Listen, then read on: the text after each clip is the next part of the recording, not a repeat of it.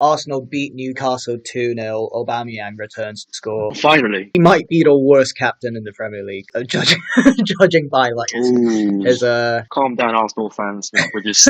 I think joking even they around. agree. He's been a bit of an embarrassment, like even at like AFCON. yeah, like the AFCON Player of the Year ceremony and all that. He's got a unique like fashion sense. Yeah, it's a good victory for Arsenal, even though like the last like 20 games they've only lost once to Newcastle. So there's a surprise they beat them again. Well done. I guess the only real downer for them is like David Luiz getting injured, and he's like probably out for the rest of the season. So it's possible that this is his last ever Premier League appearance, which is a shame.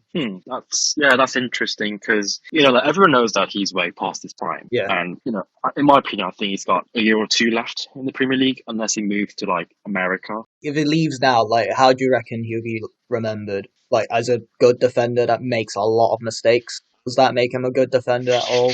Or just someone being carried at decent sides? I might be biased because I love David Luiz, Yeah, I used to watch him back in Chelsea. There are so many like memorable moments from him. I don't know if you remember but that dive against Man United and then he just smiled at the camera. Oh, that pissed me off so much.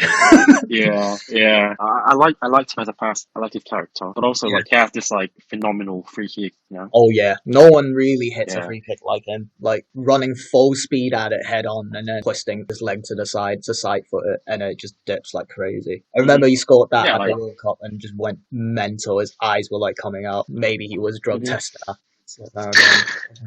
Like the moments that come to mind, like obviously he's very good in a free, won the league with Chelsea under Conte, knocked out Chelsea in the Champions League with a header. He's had a lot of like great moments, but I also remember him for like the really pivotal mistakes, getting nutmegged by Luis Suarez twice in a Champions League game. That's just embarrassing. Like you rarely see that happen to a elite defender. You could put, I don't know, like Michael Carrick in centre back and that wouldn't happen to him. I do like his character. I'm not a fan of him, but he does a great job making opposition supporters hate him. I do respect that. It's like a Diego Costa character. If he's on your team, you love it. If he's on someone else's team, you hate him. Do you know what I mean? Like with him, I have seen him take it too far sometimes with the fouls. Like at the World Cup, he is hugely responsible for that 7-1 annihilation that changed the way people saw Brazil forever.